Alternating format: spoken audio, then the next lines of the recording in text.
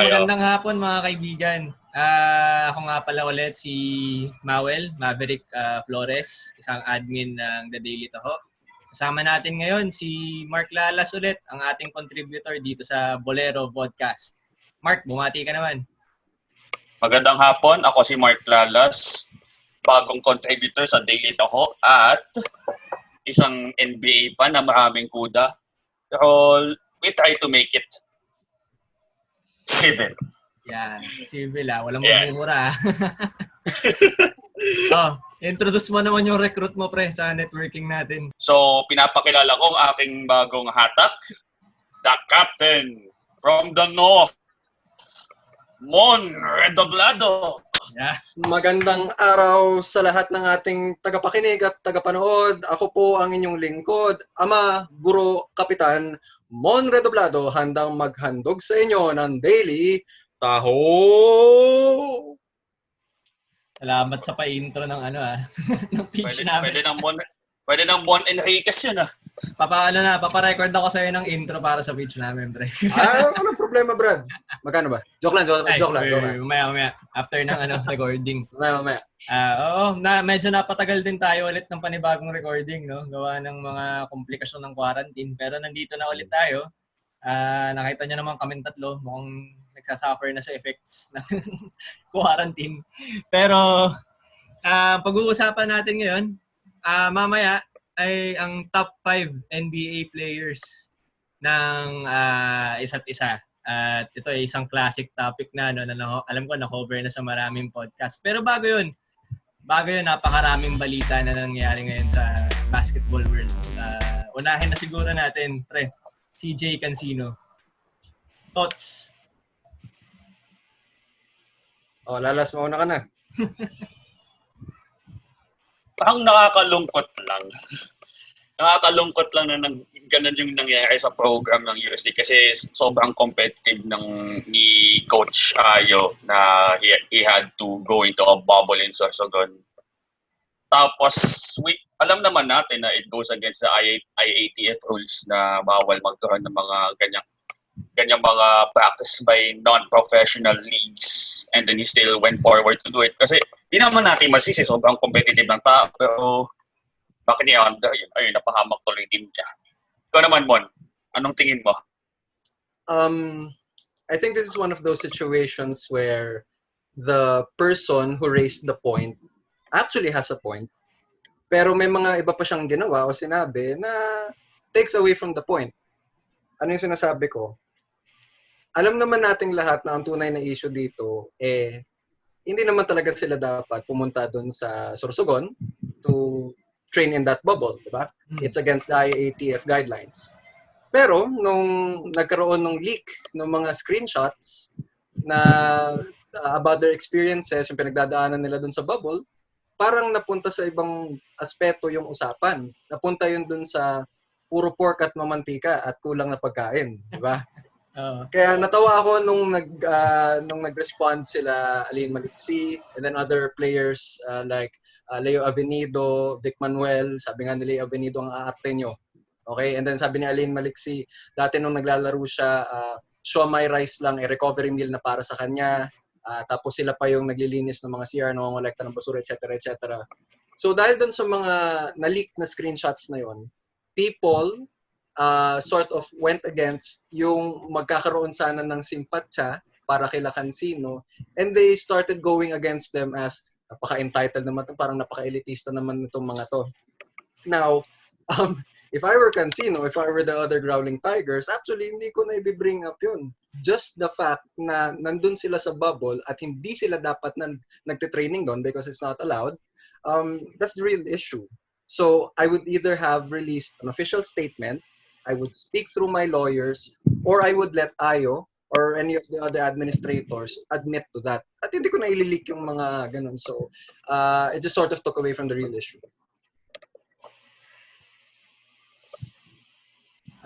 I agree, no? Na-dilute yung usapan dahil dun sa screenshots. Parang naging parang privilege rant lang siya rather than pag-usapan natin yung actual issue, which is ba't kayo Ba't kayo naglalaro dyan kung kailan naka-quarantine at nakakulong lahat ng tao sa mga bahay nila, di ba? Ang takot ko lang baka domino effecto at magsisulputan lang din lahat ng mga gumagawa ng same practice. Di ba yung NU volleyball team, di ba? And yung UP. Yung shootout ni Akweti.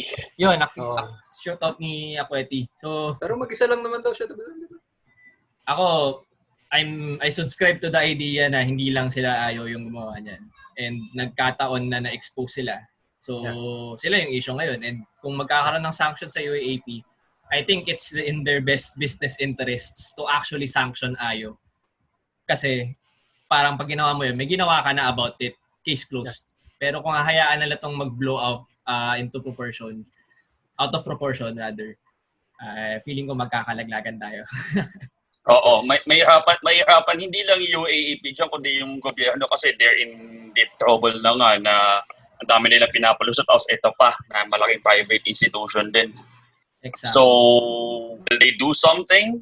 Lalabas na ba yun pagkatapos ng pagka-release ng podcast natin? Hindi natin alam. Kasi ang daming madadaanan buhay din ng mga student athletes yan tsaka mga scholarship nila And I think it sort of takes away from the point of sports. At the essence of all of this is sports. And in sports, you're being taught to abide by rules, play by the rules, and play clean. Diba? So, kung gano'n na lang din pala na lahat ay manlalamang, what's the point of playing sports in the first place? They're supposed to be our role models for these values, you know. So, well, yung that's the teacher in me speaking, diba? So, everyone should follow the rules, more or less. Yan. So, from Philippines, punta tayo sa US, sa NBA.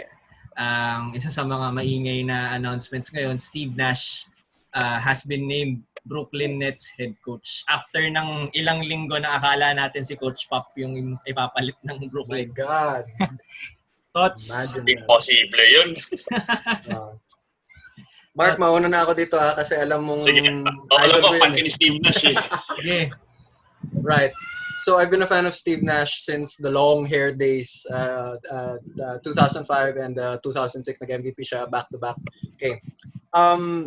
I think yung binabanggit mo kanina, Maverick, was particularly yung naging usapin with Stephen A. Smith and some other writers, some other basketball analysts saying, okay, this is an issue of white privilege. This is an issue of a white guy getting a job when there were several other black men or men of color head coaches who were qualified for it. Okay.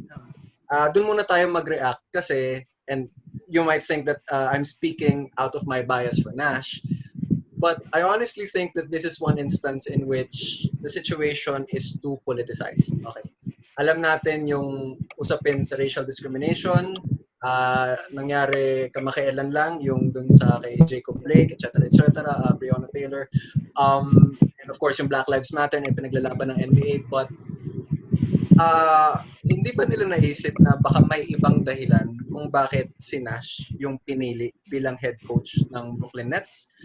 Could it have been possible that Nash had certain qualities na hindi taglay ni Ty Lue or nung ibang head coaches na vacant dyan? And hey, I mean, I suppose the last time that a team with so much potential selected a head coach with zero coaching experience, mga 4 na championship lang naman yung napanalunan nila. And of course, I'm talking about Steve Kerr. So, with the talent of Durant and Irving and all those other players there, maybe they're hoping that the grand vision that Steve Nash possessed, that vision that led him to 2 MVPs and all those accomplishments that he had in his storied career, maybe they're hoping that that particular characteristic of his would lead the Brooklyn Nets all the way to the NBA championship. Baka yun yung dahilan. Baka hindi dahil sa kulay ng kutis niya. Di ba, Mark? I'd most certainly agree kasi di ko alam kung naalala mo pero pinahiram ko sa yung libro niya, 'di ba? Yung pinapublish niyang biography. Pinahiram mo ba sa akin 'yun? Ay, di ko alam kung ano, napahiram ko ba sa iyo. Pero basta pinahiram mo sa akin, pre. Okay, iba pala yun. Anyway. Nabenta mo na ba yun? Kasi ano yun? Nabenta mo na ba yun? Lol, no. Balatong mo na sa akin yun. Joke lang, sige, continue. Sige, anyway, So, binasa ko yung bio ni Steve Nash. Pwede ko regalo yun sa iyo, by the way. And what struck me from his biographies is that apart from him being a genius playmaker, napaka-relational niya sa mga players. Like, meron lang ako isa site na stat na informal stat from those stat trackers na out of all the players that na in-hack nila, si Nash ang may pinakamataas na amount of high fives. Yes. May stat pa lang ganon? Oo, may nag-track ng ganun eh. Not sure if it's unofficial or not, pero he might need the league in high fives given kasi that's just the player that he is. He's relational, he tries to relate to the player, and going deeper into the relational angle, hindi naman siya yung superstar anointed like LeBron James or Zion Williamson or Michael Jordan. He was the 14th pick, 15th pick, mid-lottery pick lang si Steve Nash eh, di ba? Tapos, so because of that, he rose from that, parang 16th pick na, tinatrade around or third string behind Jason Kidd and Kevin Johnson na naging league MVP 2 times. I think he can relate to all levels of players from the bench, the third stringers, yung mga hindi ginagamit, to superstars because he knows what they're going through. And another level of that Nash, not knowing how to relate with people, is his humility, I guess.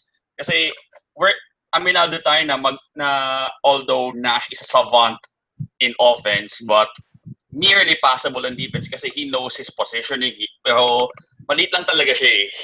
He's just wire thin, and I'm sure na that humility will lead him to hire some coaches who will cover for his weaknesses, and that's much like what Steve Kerr did in Golden State. So I think I have high hopes for this hiring for the Brooklyn Nets. Maverick, pwede ko bang i-on the spot to si Lalas? Let's see how sharp his memory still is. Fire. Okay, ito na. 2010, that was the last time that Steve Nash made a trip to the Western Conference Finals. Marc Lalas, sino ang head coach ng Phoenix Suns nung panahon na yon? Dude, it's Alvin Gentry. Okay. Next question. Diba? Talagang teacher na talagang Socratic method. Okay. Ano yung huling team na kinoach ni Alvin Gentry? The Pelicans. And the last question is this. Is he still the head coach of that team? So are you trying to say that he'll get Gentry for the Nets? I mean, there are lots of coaches there. Marami pwedeng mangyari. Ba't hindi mo alam mangyari yun? Diba? Alvin Gentry was the guy who brought them to the Western Conference Finals and actually made the Suns play some defense. Yes. Diba? So, and ikaw mismo nagsabi, defense is not exactly Nash's specialty. So he'd want someone who has the same explosive offense playbook in his mind, but also could teach his players how to play team defense. So, alam mo maraming ibang qualified dyan, but Alvin Gentry puts the best of both worlds, so you never know. Ako, hindi ako masyadong big fan ni Alvin Gentry in terms of how he handles his stars. And his rotations. Feeling ko ang gulo-gulo ng rotations niya lagi, especially sa backcourt. Pero I think as an assistant, mas magbo-blossom siya, especially if you have Steve Nash manning the helm, no? So it's something that it's an interesting tandem. Sa bagay, assistant coach siya ni Steve Kerr during the time that the Warriors were having their run. So, alam niyo yun, may mga coaches na... Sorry, correct kita. Player development consultant. Si Alvin Gentry? Nash. Hindi, si Nash. Ayan, Nash. Pero Gentry... si Gentry. Si Gentry. Gentry was an assistant coach. I think there are some coaches who are better off as assistants, pero pag ginawa nyo silang head coach, they choke under pressure. So, Budenholzer. Anyway. Lawrence Frank. Ang dami. PJ Carlissimo. By the way, Nets coaches, PJ Carlissimo, Lawrence Frank, both failures as assistant to head coaches. And Lionel Hollins, I guess. Lionel Hollins. Nets din yun, di ba? Oo. Anyway, so siguro third and last current events na pag-usapan natin ngayon, NBA playoffs, particularly the rise of the underdogs. So, any comment from the OKC fan, the single OKC fan we have here? Oh! Shots fired. I'm humble enough. Pero, seriously speaking now though, I mean, we were the underdogs kasi it was allegedly na we cannot switch, we cannot hang with the Houston defense of Simoun Redoblado. Pero, it just speaks to me, number one, how underrated or how under the radar CP3 approached this season just because he was quote-unquote thrown into exile in OKC. Exile. And that was the fact that they were able to reach a game 7 with ESPN pegging them to reach the playoffs with only a 0.2 chance just speaks to how they did a job well done this season. But going on to the underdogs that we have right now in the playoffs, some people are just getting out schemed right now. And by some people, I mean the Bucks. Like, so I mean, are we? Budenholzer.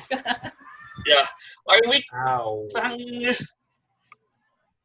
ang hirap tuloy sabihin na underdog yung Heat ngayon just because of how our boy Eric Spoelstra is out coaching Budenholzer. And based on the articles I'm reading, Budenholzer is just getting stubborn on his rotations right now. Why is he playing players that are a net negative right now on the court and not just play all of his best players? Ibabad mo sila. Yeah. Just to go back to your OKC point, Mark, just to add insult to injury, okay? This is how close the game was, okay? Balikan lang natin yung last few possessions, okay?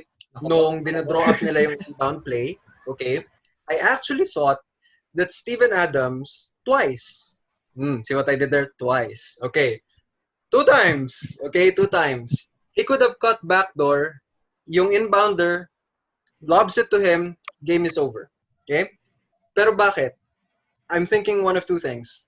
Either hindi siya nakita nung inbounder, which is perhaps a testament to the Houston defense, okay?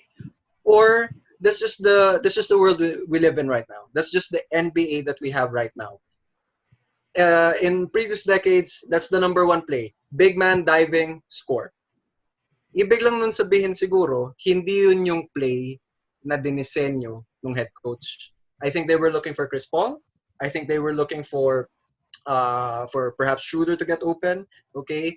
But, geez, 1 backdoor play and you, Mr. Lalas, would be gloating over me rather than the other way around. But if you want to talk about underdogs, okay? Tatanungin ko kayo. Do you guys think that the emergence of these so-called lower-seeded teams and the victories that they have had over the higher-seeded teams, talk about Portland, you talk about Miami, you talk Orlando. about how Boston is humbling Toronto, you talk about Orlando with the first shocker of the entire bubble playoffs, stunning Milwaukee in Game 1. Do you think that the insulated environment of the bubble has something to do with it? Magiging iba ba yung results ng games 1 and 2 ng mga series na yan kung nandun sila sa home court ng mga higher seeds? Sa tingin nyo? Ikaw, Maverick, ano naisip mo? Wala akong manisip. Anyway, Sige. Ikaw muna. Ako, I think na it might be, but not that much. Kasi, first of all, they're not traveling anymore. Wala nang jet lag yan eh. Kasi they're just stuck in the bubble. But on the other hand, they're just playing every other night eh. So, again, kasi may mga long series breaks yan. Will fatigue be an issue? Will familiarity be an issue? Will the neutral environment be an issue? I think it does move the needle, but only by a bit. It just reflects how... I'm going out on a limb here, but I think reflects on how good the coaching is now and how specifically players have evolved na hindi sila nakakulong sa positional constraints nila. You're a point guard, you're supposed to be just passing. If you're a big man, you're supposed to be on the block. But look at, say, nabanggit ni Simon, Orlando. Look at Orlando's Nikola Vucevic. He's just stretching. Nung first round series nila, he was just stretching out the Bucks defense. I mean, he might have some poor shooting nights, but the fact that he can shoot it from the outside says a lot of volumes. And malay natin yung naging crack na ina-exploit ng Heat ngayon. I mean, wall off the paint and then let the shooters fly from the outside. Maybe Orlando did give the Heat a blueprint on how to beat the Bucks after all, or they just have the best personnel to go against the Bucks. I don't know. Ikaw, Maverick, what do you think of these lower seeds? 2 points, no? Isang point ay about dun sa lower seeded playoff teams kung magta-thrive ba sila if we had the normal home court advantage. Number 2 is about the Bucks. So yung first point about lower seeded teams probably failing kung merong home court advantage. I think it's a fair assumption kasi iba talaga yung nai-imbue ng crowd reactions, no, na motivation dun sa players. I'm not saying that home court advantage alone can give you an advantage or significant advantage, but I think given dun sa mental effect ng bubble, I think the players are really looking for that spark, no, looking for that motivation. And yun siguro yung advantage na makukuha ng lower seed kasi they have an extra motivation. They're seen as underdogs, whereas yung really good teams have the pressure to perform well, to perform at par to their performance in the normal game setting. Habang meron silang mental nagkakaroon na siguro sila ng effect on mental health yung lockdown at yung bubble. So yun siguro yung factor kung bakit probably the lower seeded teams are performing better. But at the same time, again, punta na ako sa point ko about the Bucks. There's a problem with Budenholzer and his rotations, no. It reminds me of how the Magic, I think Stan Van Gundy yung coach nila nung nag-final sila versus the Lakers. Dwight Howard.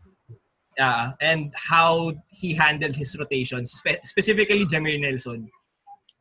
Meron siyang insistence na laruin si Jameer Nelson with, I think he has been troubled by physical injuries.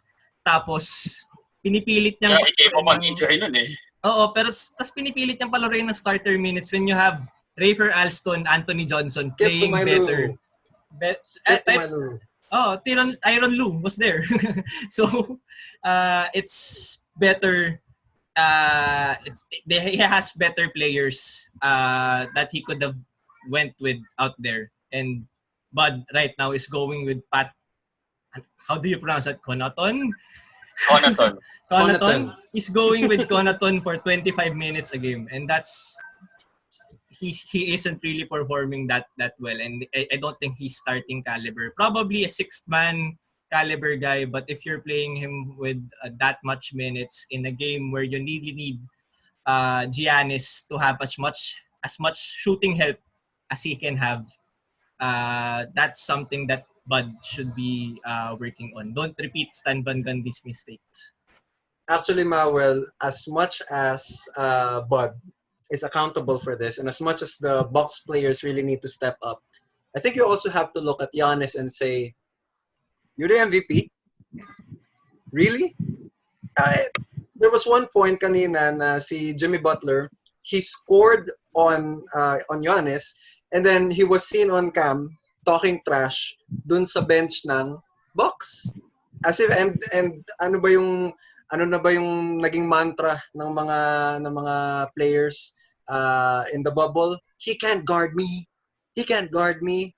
And you're talking about the guy who won MVP, who is the presumptive MVP for this season, and also the Defensive Player of the Year. How many players in NBA history have won both MVP and Defensive Player of the Year in the same season, bilang sa isang kamay? But where are you, Giannis? Fourth quarter, still settling for jump shots. Okay, fine. Medyo na-tweak yung paa mo. But I don't want to hear those excuses. You're the leader. And on the other end of the court, Jimmy Butler, Lalas, in the immortal words of Stephen A. Smith, Lord have mercy. Both ends of the floor, offense, defense, active hands, high percentage shots in the paint, setting up his teammates. Jimmy Butler. Yeah. Bring out the brooms. 4 games. Quick point lang, pre, before siguro we move on to sa main topic natin. No? Quick point on Giannis. Siguro, this is the perfect time to make the Giannis versus Doncic as a comparisons.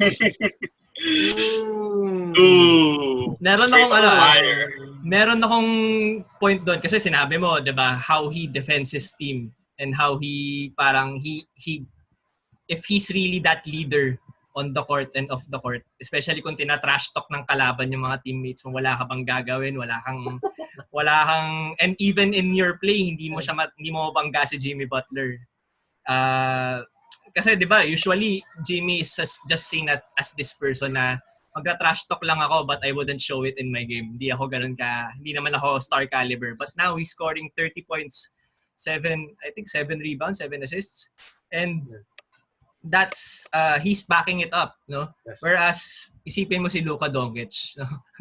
Hindi siya nagpapabully kay Marcus Morris, and Marcus Morris is one of the most popular bullies. And enforcers in the NBA today. So I think separate topic yung Doncic versus Antetokounmpo. Pero it's something that it should be talked about, especially in the terms of leadership quality. But I'll resolve it. If your question is last 3 seconds, side out inbound, I have both players on my team. Kanino ko ibibigay? Giannis or Doncic? No brainer. No contest. Luka legend all day long. Yan. No contest, man. So, first, I think 20 minutes, dami na nating shots fired. Meron pa. So, move on tayo sa main topic natin. Ang ating main topic, top 5 greatest players. Take note, ang mechanics natin dito, top 5 greatest all time. So, hindi siya top 5 favorite players. I would have put Paul Pierce in my list if it's top 5 favorite players. Oh, Celtics fan. But if it's the top 5 GOATs, not even close. So, siguro start tayo. Let's go around the room. Siguro start tayo kay Mon, no? Okay. Ladies and gentlemen, let's go to school. Okay. Well, Mark, we hear this all the time. Nasa barbershop, nasa classroom bago pumasok yung bagong teacher, internet chat rooms, first take, inside the NBA, etc., etc. Who's your top 5 in the NBA of all time? Pero alam nyo, may nakikita akong isang malaking problema sa lahat ng diskusyong yun. Ask me what? Mark, ask me what? What? There is a lack of criteria. At the end of the day, nakakaaliw na nag-aaway si Paul Pierce at si LeBron. Bakit daw si LeBron wala daw sa top 5 ni Paul Pierce, etc., etc. At the end of the day, as entertaining as that is, if you want a truly intellectual and objective can be, debate on the top 5 NBA players of all time, you need to set the rubrics or the criteria by which all players will be judged. Okay? So, before I go to my top 5, I would like to tell you my 3 criteria. Okay. Una, rings. I am very, very sorry to those who are huge fans of Sir Charles Barkley, John Stockton, Patrick Ewing, and to a certain extent, and this is blasphemy, Wilt Chamberlain. Okay? Steve Nash. Oh, you did. Oh, no, you didn't. James Harden. Bro, You had it coming. You had it coming. Bro, I just met you. Okay, here we go. Uh, okay, but if you ain't got no rings or if you don't have a lot of rings, you're not part of this conversation. Yun ang una kong filter. Championships won. Bakit ka pa naglaro sa NBA kung hindi championships ang napanalunan, ang gusto mong mapanalunan? Number 2, to what extent, and this is where it gets tricky now, to what extent did you contribute to the championships won by your teams? Best example, Toronto Raptors. We have one guy there, well, a lot of them are first-time ring winners, but one guy there, Jeremy Lin.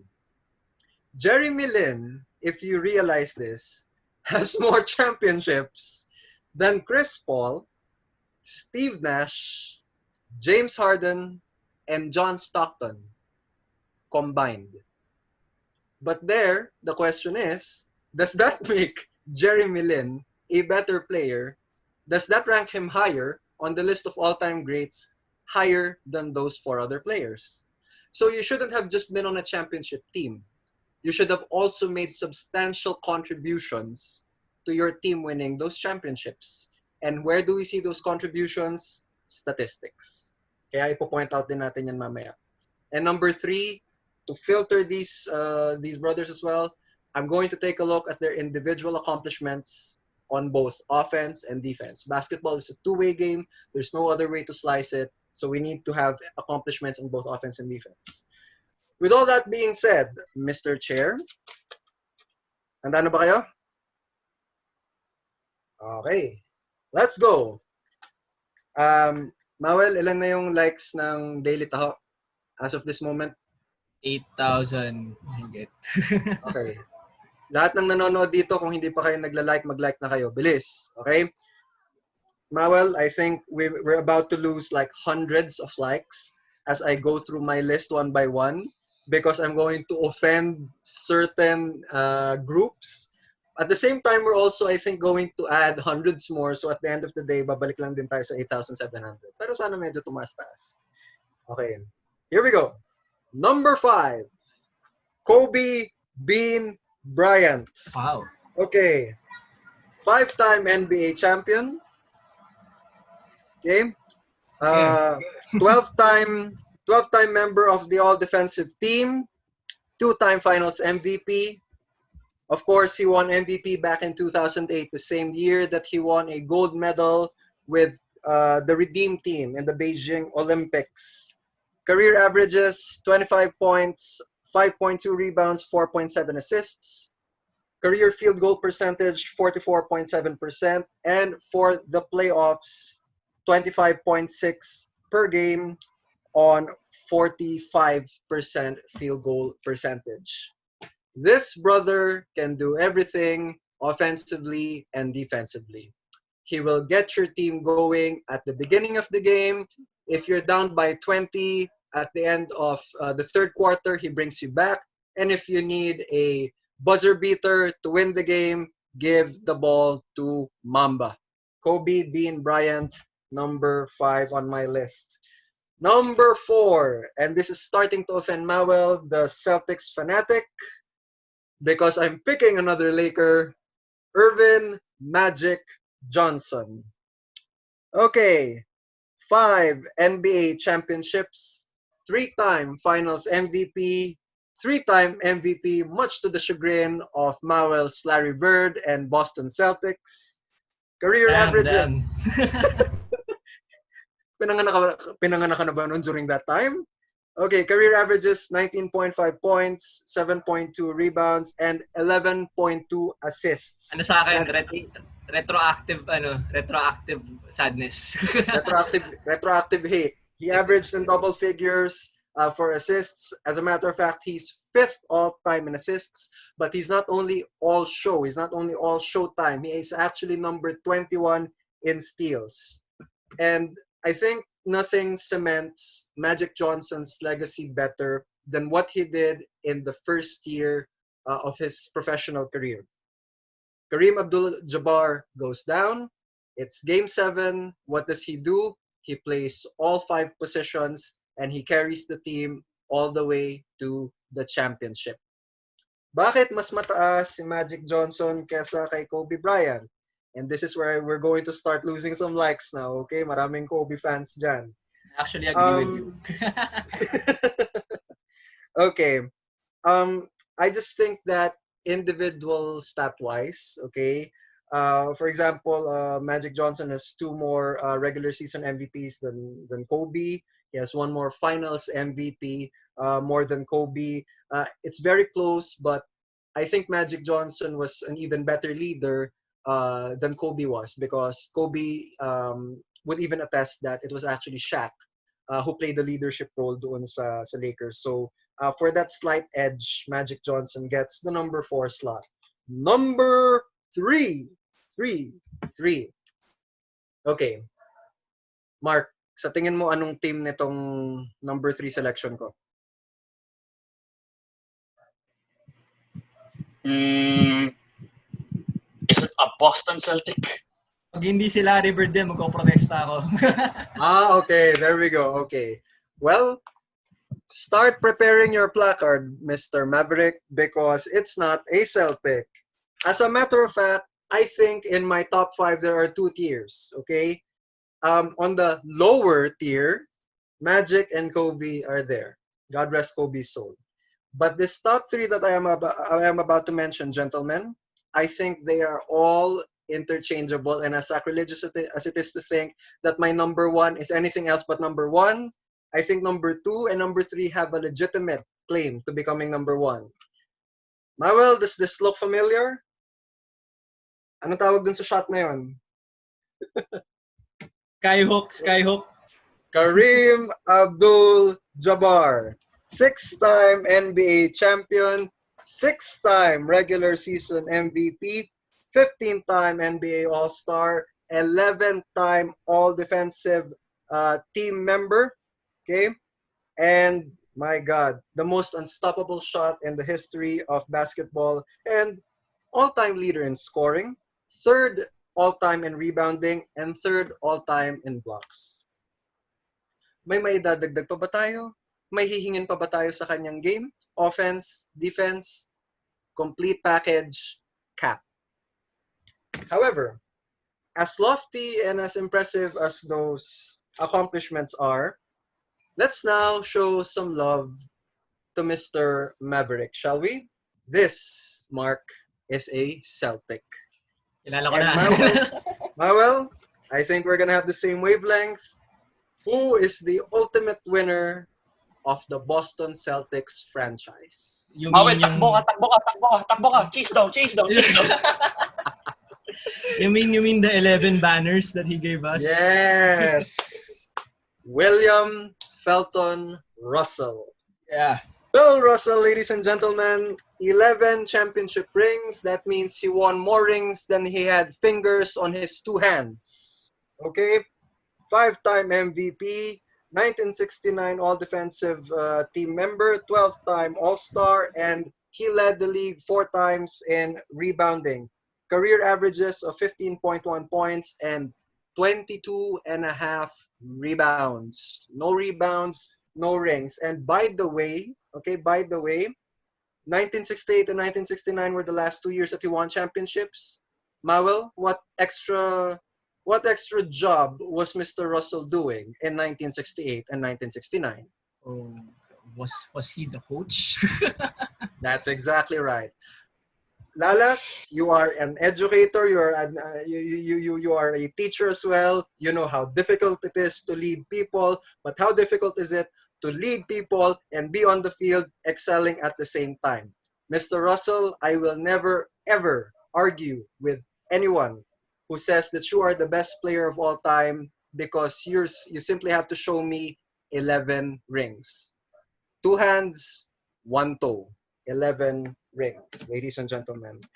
And of course, number 1. You will lose all 8,000 of your likes, Mawel, if this guy is not number 1, unless Mr. Lalas will dare to be a maverick. Michael Jordan, 6-time NBA champion, 5-time regular season MVP, 6-time finals MVP, never lost. Yes, LeVar Ball, never lost in the finals. 6 for 6. Along with Will Chamberlain, the only player in NBA history to average 30.1 points for his career in the regular season. And if that wasn't sweet enough, in the playoffs, 33.4 points per game on 49%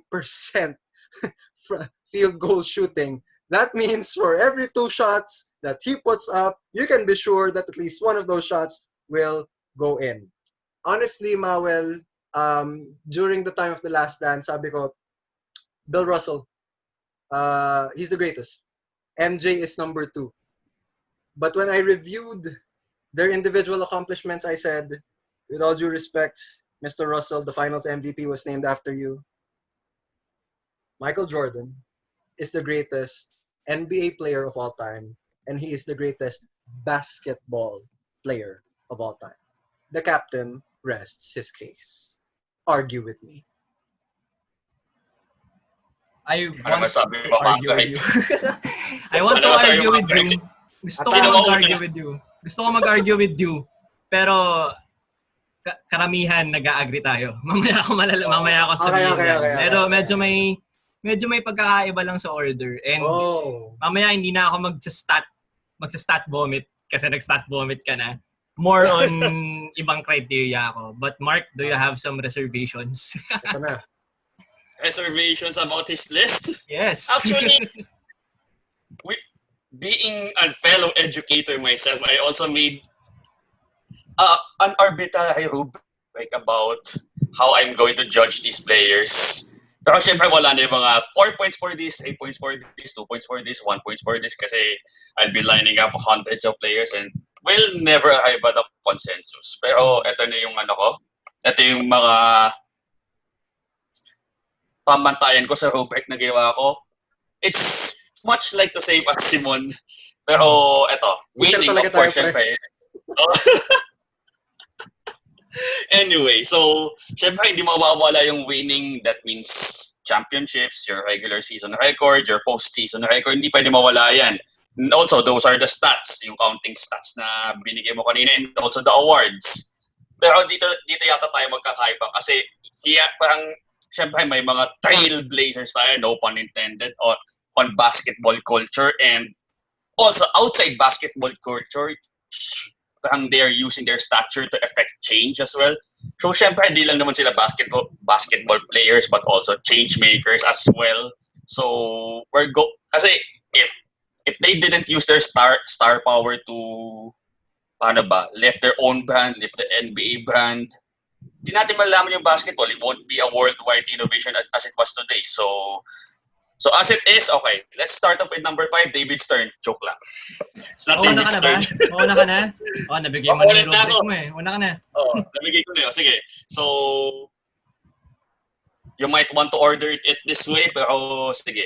Ang number 5 ko, because I also mentioned legacy, I also mentioned culture. Tim Duncan! At number 5. The big fundamental. Whoa! Sobrang ano niyan, ha? Yeah. What a compliment. Bakit, Mr. Lalas? Game changer. Why? At ito yung ito yung on the bubble ko outside the top 5. Magic, Kobe, Shaq, Wilt, puro Lakers yan. Sorry, Mawel. And LeBron, Curry. Again, ito kasi sinama ko yung contribution nila on the basketball culture and as an extension on pop culture as well. So, but why did I place Duncan if I mentioned culture? Yeah, That's a contradiction. Pero kasi I'm going to mention this.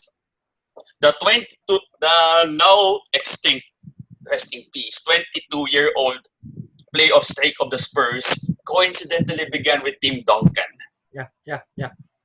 I mean, if we're mentioning culture, why don't we mention culture of excellence first? A culture of quiet excellence na hindi kailangan ng media coverage, na hindi kailangan ng drama like LeBron and his decision, or Kevin Durant with his ubos na yung likes mo, Mawel. Ubos na yung fans natin. Yan. So, sorry about that. Pero ito, caveat ko. if LeBron wins another title with the Lakers, pasok na siya. Yan yung qualifier ko. Kasi, Still no. Actually, yeah. Aangat siya, but not 5. Not 5. Pero angat talaga si LeBron sa akin. I mean, you bring that winning culture everywhere. You can say about his roster building. But he's going to have a legitimate case. Legitimate case, not a shoe-win case for top 5. Losing case. But let's see. Pero let's go back. Duncan, like, he never had a losing record. Perennial all-defensive team for perennial all-NBA team. Someone who you can build around without fuss kasi hindi yan magreklamo, sundin lang yung culture ni Popovich. Sinasabi nga ni Popovich sa mga interviews na, I wouldn't be here if not for Duncan. It's the easy, parang, with Duncan, you have the easiest system that you can build with, especially on defense. He can facilitate, he can shoot. Siguro kung if he was born in this era, he'll go lower than number 1. And that's an injustice. I mean, he has the brains, he has the temperament, he has the skills. He just doesn't leap high like Zion Williamson. Okay. So that's my case for number 5, Team Duncan. Okay. Number 4, and I might get hate from the Laker fans everywhere because I'm putting this guy on top of all of the 4 Laker players I put. But my number 4 is Larry Bird. Oh! Nagpanting ba tenga mo, Mawel? Nagpanting ba? In a positive way. Pagod sa kay boss. Mahal na mahal kita, Mark. Love you. Pagod siya. Pero kasi, again, I'm using culture, I'm using legacy, and their breakthroughs to the game. I think, parang Oscar Robertson would have been here if he won more championships. But Bird did it all. Like, makikita mo yung all-around numbers niya. And, man, except for the points, he might argue that he's better than LeBron. Like the steals, the effort, the shooting, the competitive streak, and the culture that he instilled to those Boston Celtics. I'd argue na if hindi lang masama yung back niya from all the falls he endured during the 80s and 90s, during the 80s dahil napaka-physical na play nun, he would have padded his stats. That's how good he is. Like, he was LeBron before LeBron. And he had a legitimate shot. He had a legitimate 3-point shot. I mean, he won the 3-point contest out loud. For crying out loud. While still wearing his jacket. Yes, while still wearing his warm-up jacket. Oh, I'm just in a warm-up. I'm just gonna win this 3-point shootout contest. Woke up like this. Yeah, I woke up like a shooter, and I'm gonna see you at the end of the bench, Craig Hodges. Yeah. So ayan. So there's Bird.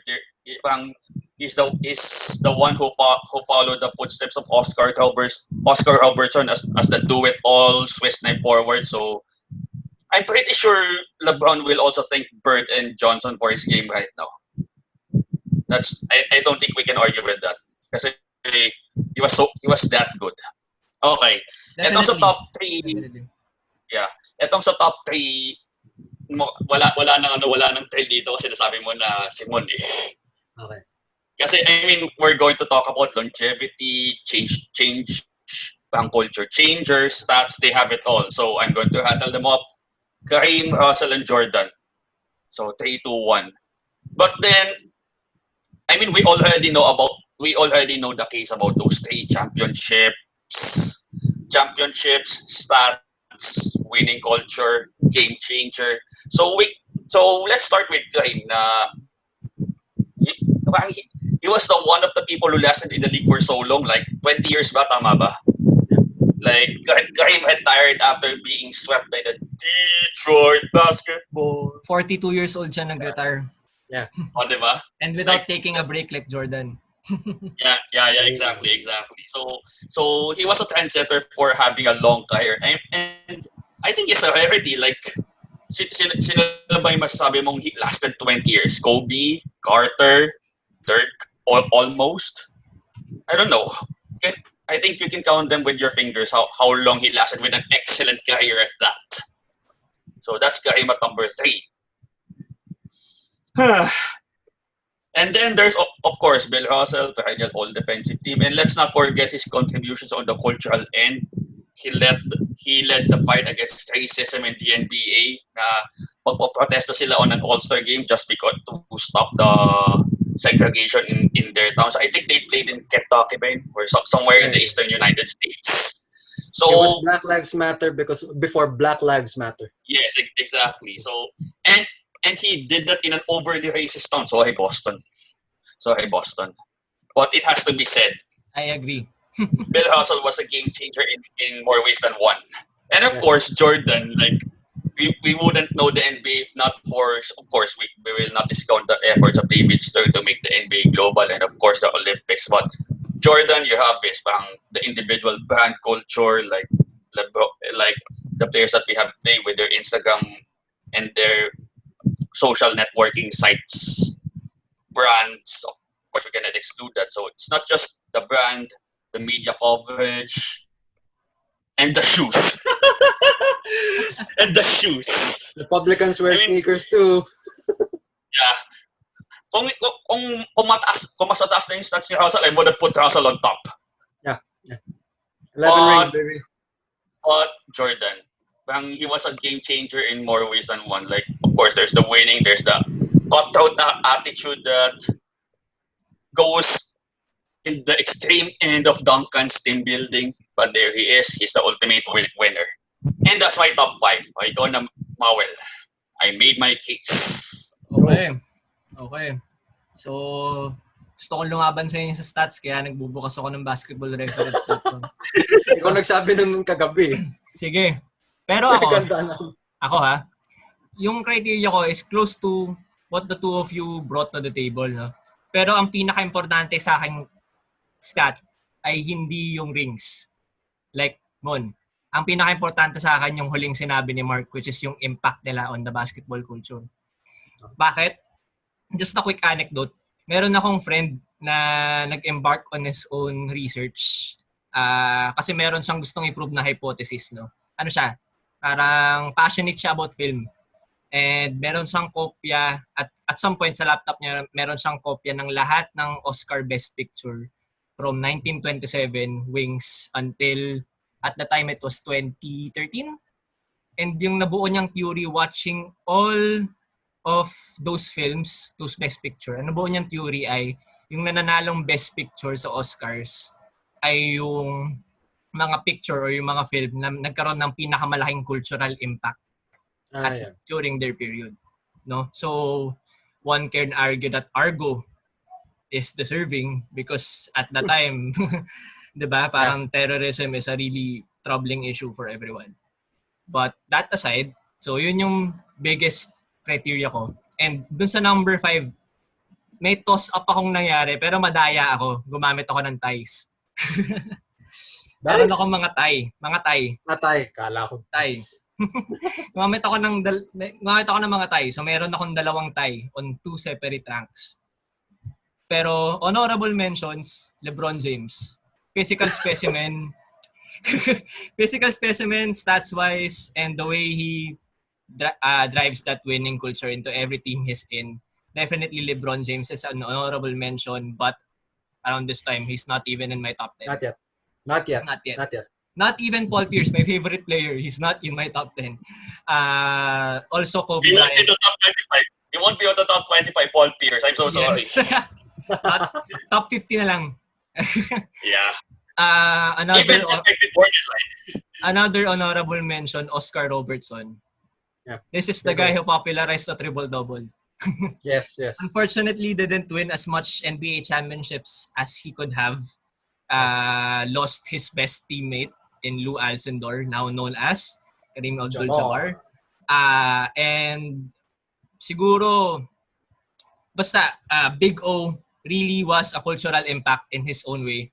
And inspired a lot of play styles. That's another criteria for me, how much they inspired the greatest players today. No? So without further ado, Without further ado, Kobe Bryant is not on my list. I'm so sorry. Rest in peace, Kobe. But Oh my God. Oh no, you didn't. honorable mention siya. But probably top 7, but not in my top 5. Okay. Team Duncan, hindi rin. But without I further don't think ado, anyone would object there. yeah. Without further ado, top 5, Robert Horry. Joke lang. 7 rings. Is Joke it 7? 7 rings? 7 rings. 7 rings. 7 rings. Big shot, Bob. Joke lang. Big shot. So, Cheap shot, Bob. Cheap shot. Steve Top Nash. 5. Top Never 5. forget. Top 5 tayo. This was a really big argument for me, no? I was thinking of whether to put Larry Bird on the top 5 spot or should I put Magic on the top 5 spot. But ultimately, I went with Jerry West. Oh, the logo. The logo. The logo. There was a game where Jerry West scored all 12 free throw attempts, 12 rebounds, 12 assists, 10 block shots. And after that game, years after that game, he said to National Sports Daily, defensively, from a team standpoint, I didn't feel I played well. Quadruple double and he doesn't play well. Quadruple double and he Ever. doesn't play well. 27 points per game. At a time where, at one of these seasons, his teammate was Will Chamberlain. Yeah. So, this guy, it's not about the stats. It's not really that much. Especially if you compare it to the stats of Luka Doncic in today's game. But this was a time when point guards weren't considered the best players on the court. It was always the big men. And Jerry West made the name for himself. I forget how many championships he won. Teka lang hahanapin ko. One. One. But, yun nga. Kaya ako sinabi na hindi nagmamatter that much yung championships for me. Kasi even if Jerry West didn't win any rings, I think he still changed the game, especially for the guard position, for the point guard position. He led the way for John Stockton, for Gary Payton, who was a defensive guard and who brought, I think, a finals appearance to the Supersonics team. So most of the modern point guards, they owe it to Jerry West. And even this next ranked player. This next ranked player, actually 2 players. This is the first tie. This is Magic Johnson and Larry Bird. Why are they tied in my rankings? Because they played in the same era. That's one. Number 2, they were head-to-head. Hindi na ako magsa-stat vomit dito. Nag-stat vomit na kayo kanina. But both of these people changed the perception of the whole US population of the NBA. At this time, the NBA was floundering in attendance, in ratings. I think nagsisimula pa lang sila in the TV arena and they weren't really getting that kind of fame. But you had Magic, you had Bird. The Celtics, who had 11 championships before this, was already losing their fans. But when Bird came back, he won them 3 more championships. And then, but most importantly, they won them their fans back. And that's not just Bird. The way that he played with his teammates, he made his teammates stars. Nowadays, kung titignan mo, if you look back, Kevin McHale and Robert Parrish are not big 3 caliber stars. No. I would argue that they're not. But the fact that they lined up, they aligned with Larry Bird. And Larry Bird was the most prolific passer of his time. Second only to Magic Johnson. Yes. The fact that they were teammates with Larry Bird made them stars. You look at Dennis Johnson. In today's game, he's gonna be a bench player. But because of that Game 7 last-minute pass, last-minute ball save and It's a pass. steal by Barnes. Barnes, DJ. And DJ lands the layup to win the game and win Celtics the championship eventually. That I think is the testament. That I think is the testament to Larry's ability to make his teammates stars. Mark, dali lang mawala. Mark is groaning because kanino inagaw ni DJ yung bola na yun? Mawal? Isaiah. I think Isaiah Thomas. Your Detroit Pistons, boy. Bad Yun, boys. I think that was the game in which parang pagkatapos nun, hindi si Isaiah Thomas he claimed na parang for days on end he was still wearing his Scalding jersey, time hindi raw siya out. naligo.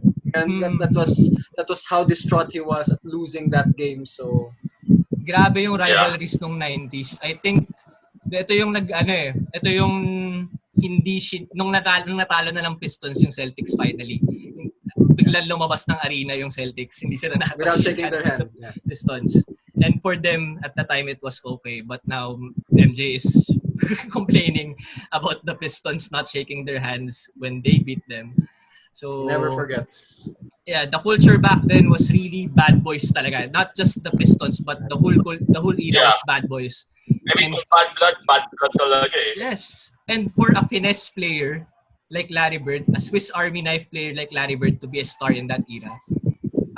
But again, tied siya with Magic Johnson, who you said is one of the greatest players of all time, one of the greatest passers of all time, and the architect of the Showtime era. Ayoko siyang bigyan ng all the credit. You had Kareem, you had James Bertie, you had Kurt Ramby, you had AC Green. Diba? Yeah. These are Michael Cooper. These are great defensive and offensive players, two-way players, and Magic made them all stars. That's what I'm saying. That's the most important thing kasi Giannis doesn't make his teammates stars yet. Wala pa siya sa ganung level. Yet. He could be a Magic, Bird, even Kareem caliber star, but right now I don't see that leadership ability that Larry Bird and Magic Johnson brought to the team that they had. So number 3, Kareem Abdul-Jabbar. Just because I think there are better players that are always mentioned. Just because of that, I think Kareem Abdul-Jabbar is underrated. Yes. Kareem is underrated? Yes. Yes. In every conversation, it's always Magic. In every conversation, it's always Michael Jordan. It's always Bill Russell. It's always Will Chamberlain. Kung magbibilangan ng rings si Kareem at si Will Chamberlain, he has more rings. But if you basta i-drop mo lang yung 100-point stat ni Will Chamberlain, it's always gonna be Kareem Abdul-Jabbar before Will Chamberlain, which is... Why is that though? Why is Ito, that? I feel strongly about that. Why is that? I have an explanation for that. Kasi he's so consistently excellent eh. Why parang if he's that consistently excellent and parang he just does it with sky hooks and endless sky hooks and endless winning and endless ano. I mean, look at today. Parang you wouldn't really notice LeBron if he didn't make all these statements and that. Kaya I think that's why he's also parang a bit hindi under the radar because that's not who LeBron is, but not underrated because we know his worth, but underappreciated. Yeah. That's who he's right now. Kasi taken for granted, yeah. Yeah, taken for granted. Parang gas na eh. I think that's what's going against Kareem's case. I mean, bakit parang magsasawa ka rin after so long eh? Mm. And I think kasi he's not really star appearance. Ganun. He doesn't have this star appearance or aura like what the Magic, the MJ, the or even Shaq. Even Shaq. Hindi siya celebrity eh. He's closer to Tim Duncan. LeBron. He was not a flashy player except for that skyhook. He didn't even speak much, no? Parang unless it was about racial discrimination, which a lot of players were fighting at the time. And that's So he deserves that slot, but people tend to not give him that slot just because and for a 7-footer with such long limbs, he keeps a low profile a la Tim Duncan. So they actually both deserve their props, but for some reason, best big man of all time, Shaq, Wilt, Bill Russell, and then parang si Kareem nga parang nagiging afterthought. Pero ano lang siya? Si Kareem nga pala, no? Parang ganito, he'll always be on the list. He'll always be on the greatest of all time list. But it's more like when you mention Kareem Abdul-Jabbar, you think of GOAT. But if you think of GOAT, you don't think of Kareem Abdul-Jabbar.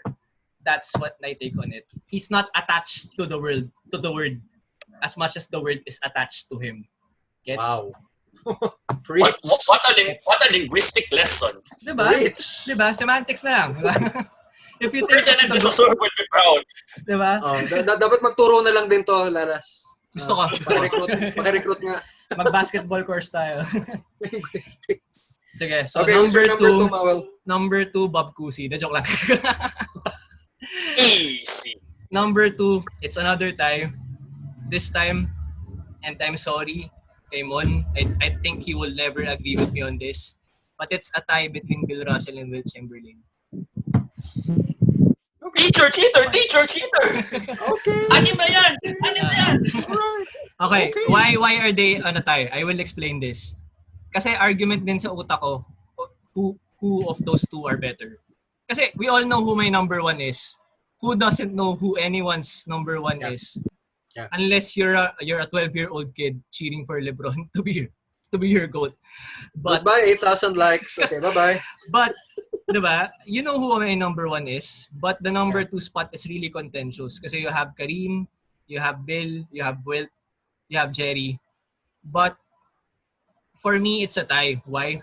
Wilt didn't win as much rings as Bill did, but stat-wise, hands down, Wilt has the greatest stats of all time.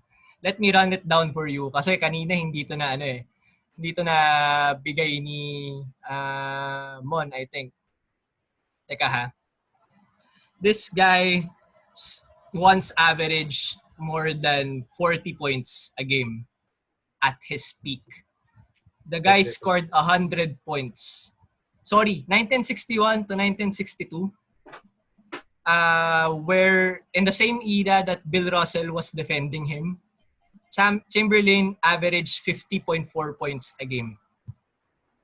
50.4 points a game. That's a record that no one in this era will ever top. Plus, and you know why?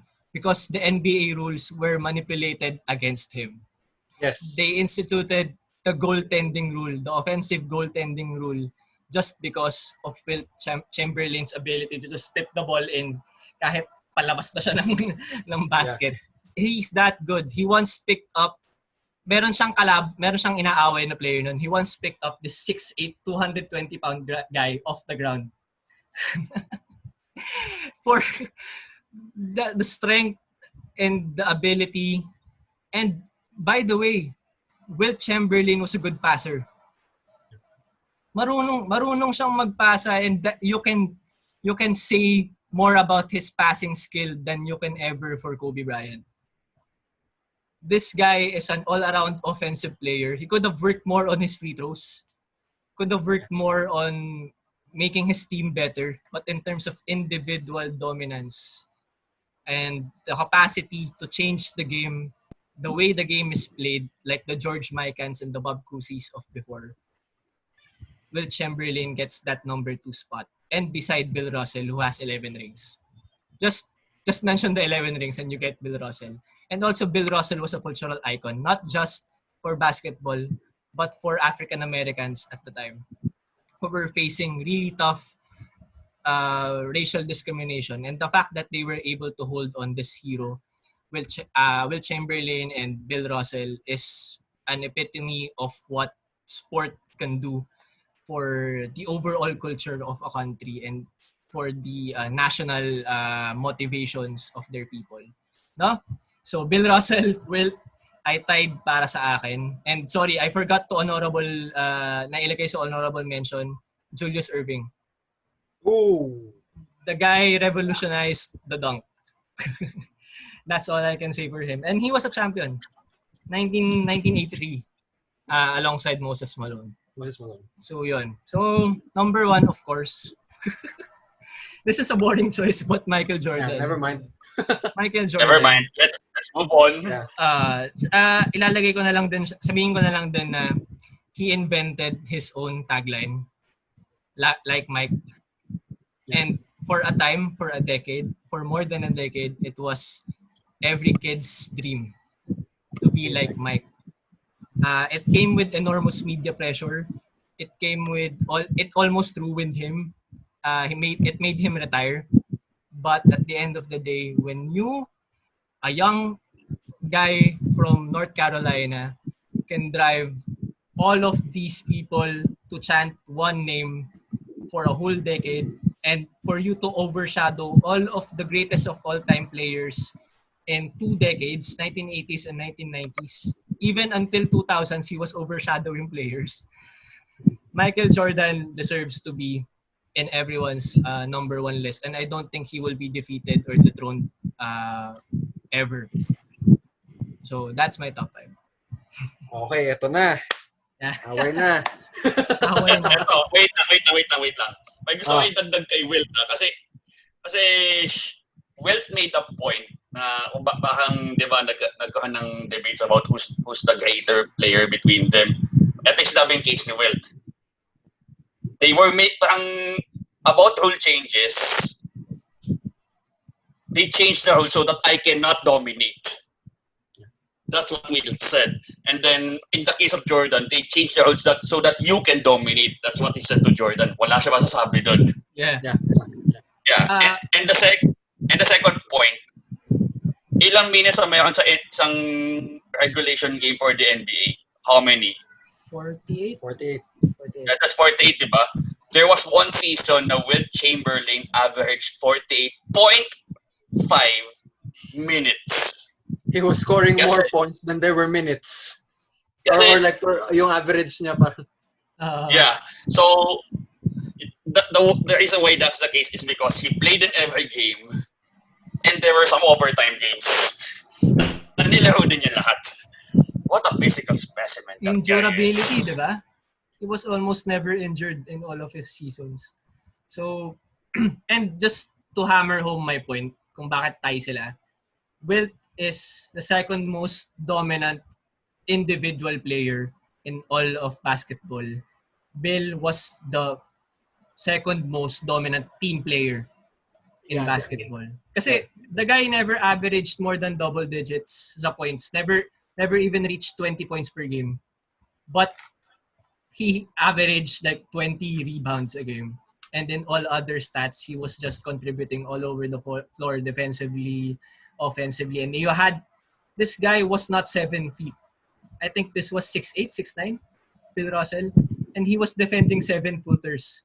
There was Walt Bellamy, there was Wilt Chamberlain. Bob Pettit.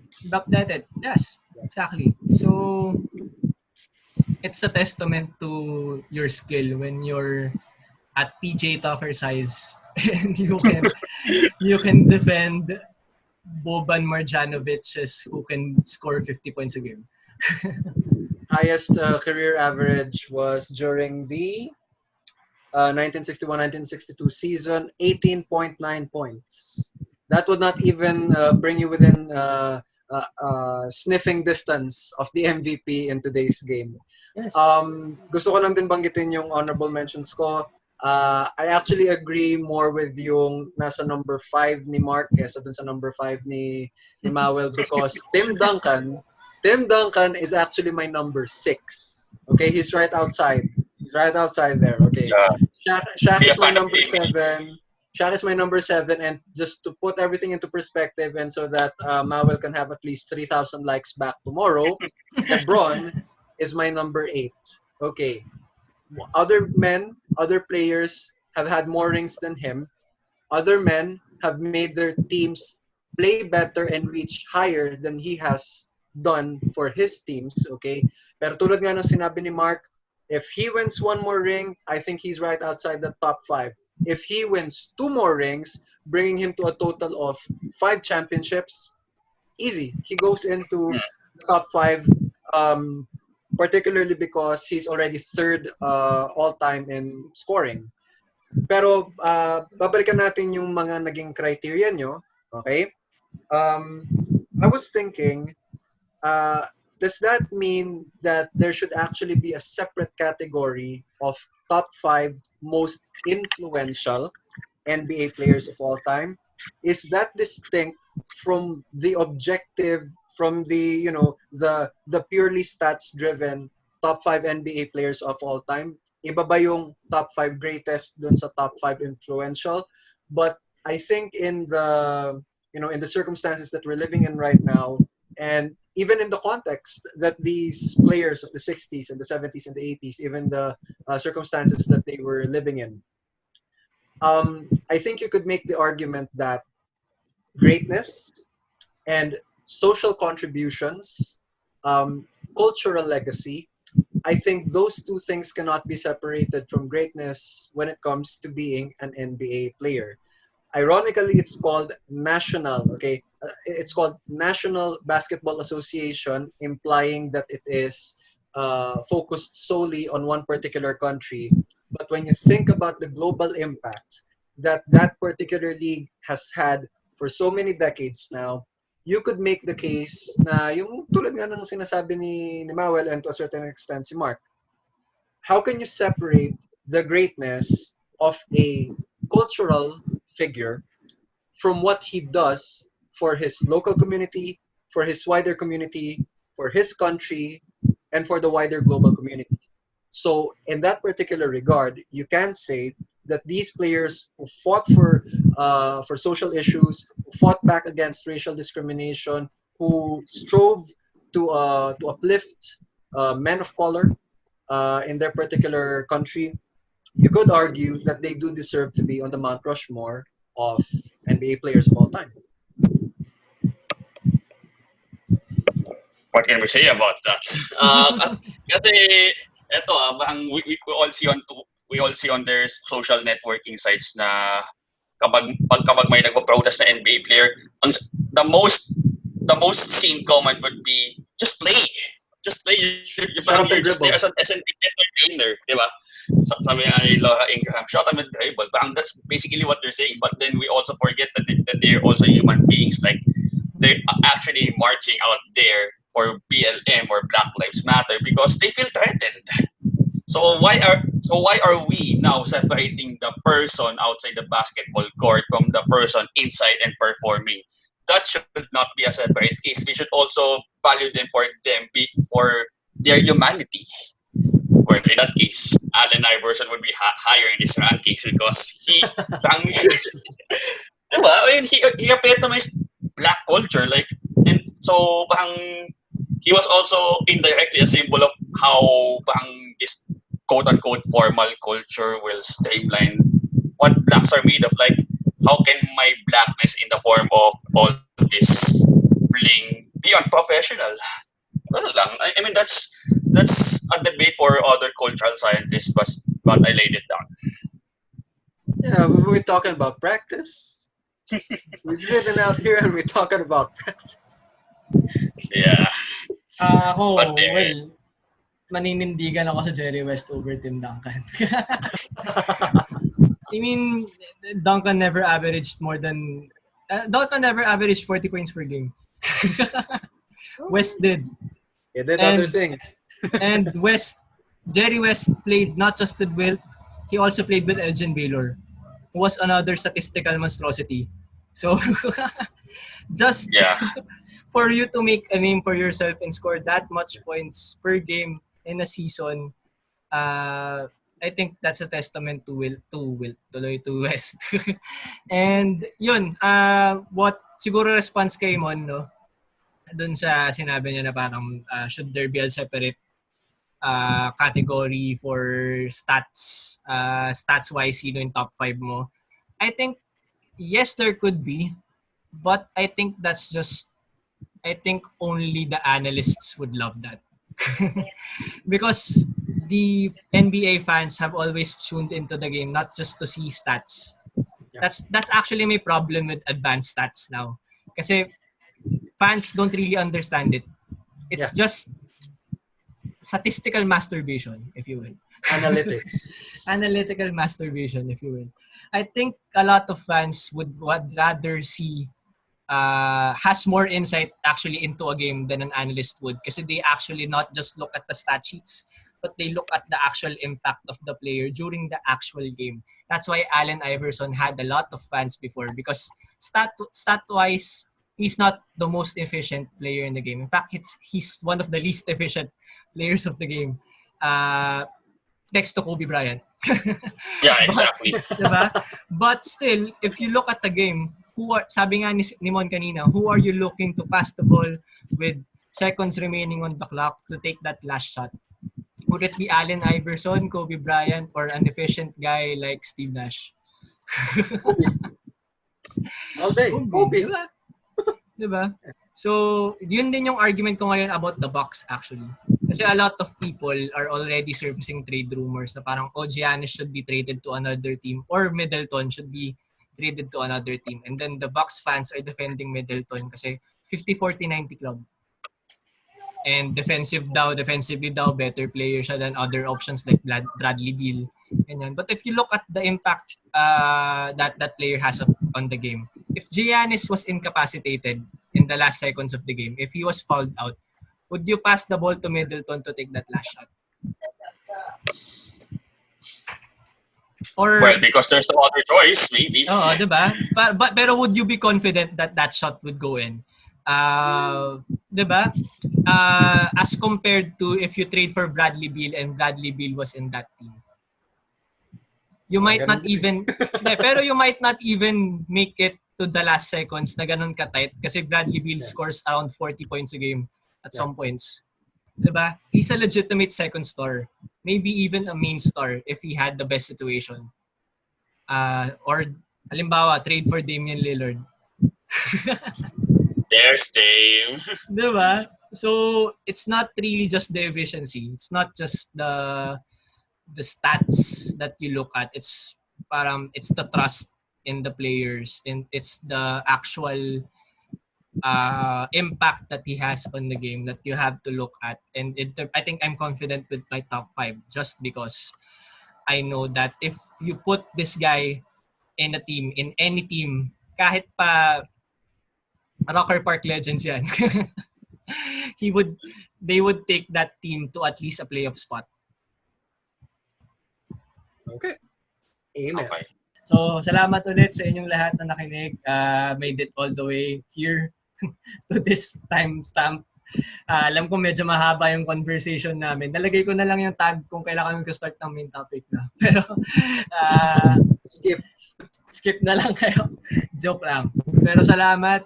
If you're still liking this page, kahit hindi kayo agree sa aming top 5s, and let us know your top 5 in the comment section below. And yun, invite more of your friends to watch us. Kahit tatlo kaming dito. Kahit tatlo kaming ordinary professionals who are just as much passionate in basketball as you are. And thanks a lot kay Mon for joining us for the first time. Salamat kay Lalas for waiting for us to set this up again. And sana hindi na ganun katagal before our next episode.